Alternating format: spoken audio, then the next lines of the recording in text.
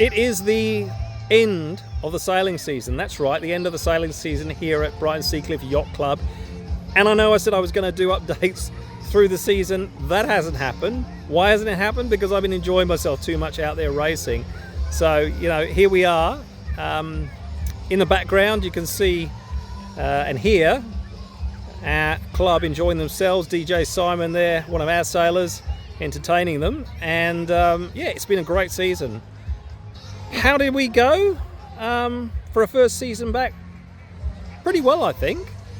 The standard is so good at this club that, you know, I was told, like when I started, it's like, you know, anytime you get in the top 10, it's something to be proud of.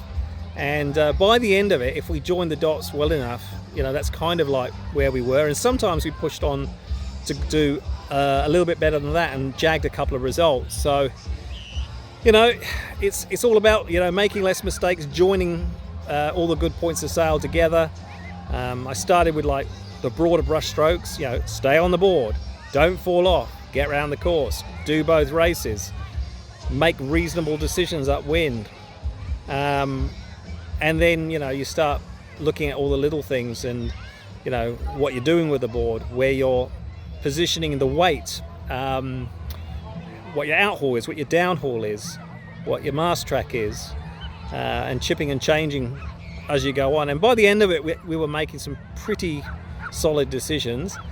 Our upwind sailing still has a fair bit of room for improvement. I think once we get that, I'm going to be pretty happy, I think, with where we are. So, great first season. I've enjoyed it, been made to feel very welcome. You know, anyone who's thinking of getting into this sport or getting back on a board, I really recommend coming down here, speaking to our sailors. And it's a very social bunch. 50% sailing, 50% fun. That's kind of like the motto of our class.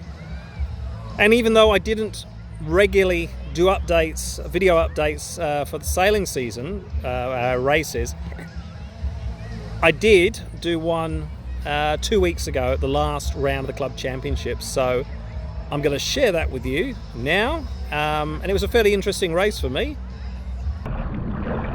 Approaching the start, I'm at pretty much the windward end. And I'm just looking for a bit of a gap. And thanks to 884 moving off to the right hand side, I should be able to fit in there. Just looking for some clear air. And just ahead of me there on the left is 6969. Just happens to be the current Australian champion. So once we get going, you won't see him until the end of the race probably.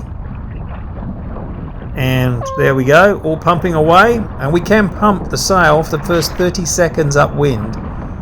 But beyond that, you can't pump upwind. You can, however, pump downwind. And you're going to see us doing that during the race. Just look at sail number 337, the yellow and green sail. He's taking around to go into port. I have right of way on him, so he is going to likely have to pass astern of me. And yes, ladies and gentlemen, sometimes it's that close. That's some good racing there. He's one of the contenders for the club championship, so he's heading out to sea. And hopefully some clean air. I have found a gap to go through onto port tack now as well. And without having to slow down to give way to anyone. Just fast forwarding to approaching the top mark. 23 is coming from a slightly more windward position. 542 is just passing in front of me. And let's see who this works for. I realise at this point I'm not going to make the mark. Looks like there's an incoming tide, and this does happen sometimes. So I tack around, and 23 has done exactly the same. Meanwhile, 542, one of the orange sails there, has really benefited from this. He takes me, and I reckon he's probably taken 23 as well. So here's my second tack to head to the mark. And yeah, this has been quite expensive for myself and 23, but never mind, early stages. Let's see if we can make up some distance here.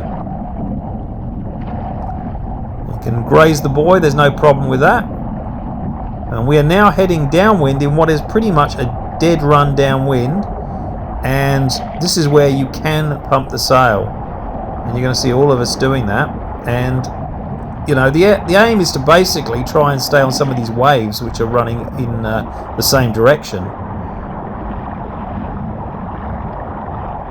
And let's see if I can send it up the inside here. My downwind sailing has actually improved quite a bit this season, so I'm liking my chances of being able to get some good distance on the 2 orange sails in front. And this has worked for us quite well so far.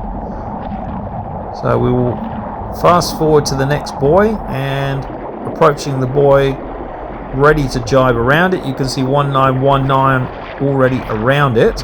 There's my jibe. Down goes the dagger board, and now we are heading upwind again. It's essentially a series of zigzags because you can't sail directly into the wind. Off we go. Around comes 23 behind.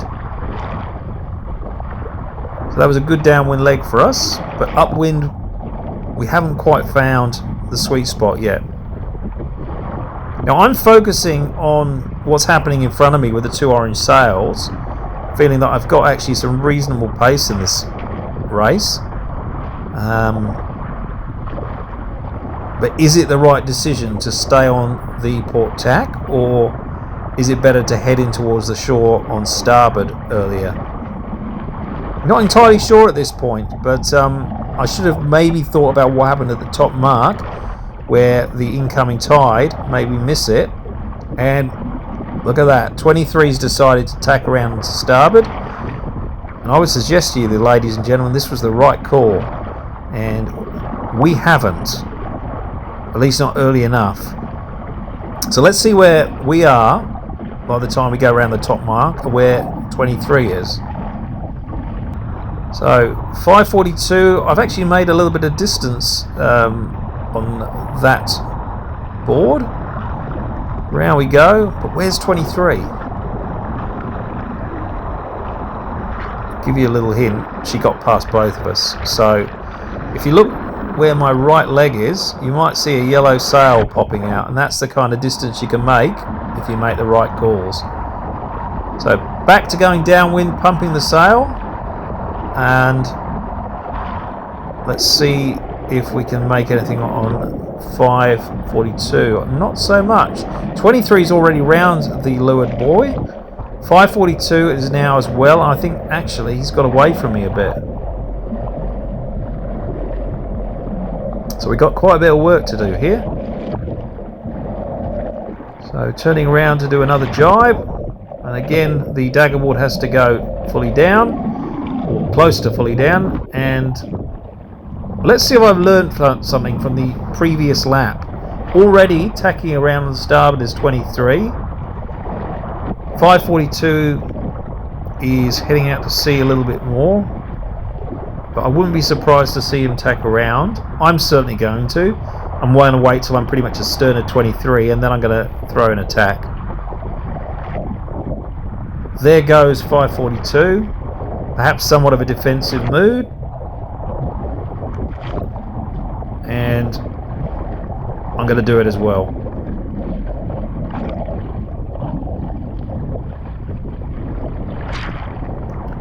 '23's already put in another tack to go back out onto port. So now just fast forwarding, approaching the top mark. 23 already around it. 5:42 about to go around it as well.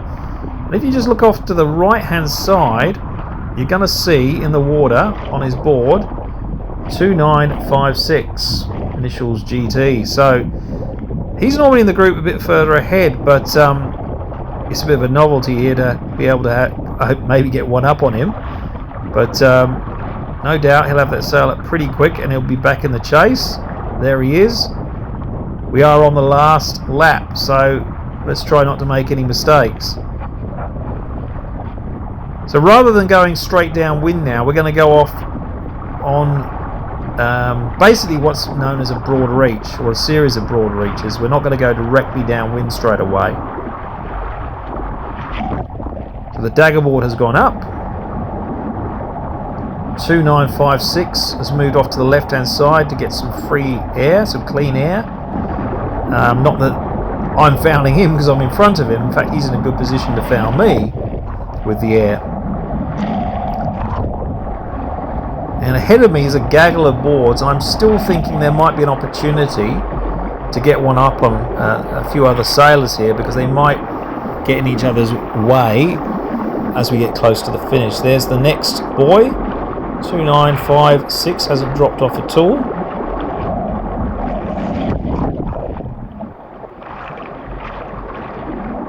A little bit more pumping.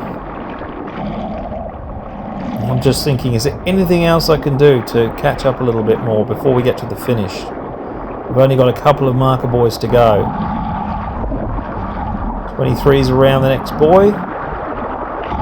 And that's our jibe mark, so there should be one more turn to go. And it's around about here where I decide to slam down the dagger board before I get to the buoy, to save me doing it on a rounding it. This was a mistake. The boards do not like to go particularly well with the dagger board downwind. It's much better on the fin. So this was a handling mistake, and the board's going to slightly go upwind, but I'm going to wrestle to try and get it back. And here I am, and the buoy's in front of me, and I'm on the wrong side of it, and I'm going to make a real rookie mistake here. It goes straight into the marker buoy, into the drink, and this is going to be very costly. Meanwhile, as I'm pulling the sail up, 2956 with a big grin on his face, I'll bet. It goes nicely on the inside and is heading towards the finish. I'll get the sail up as quick as I can, but I know I've kind of blown it.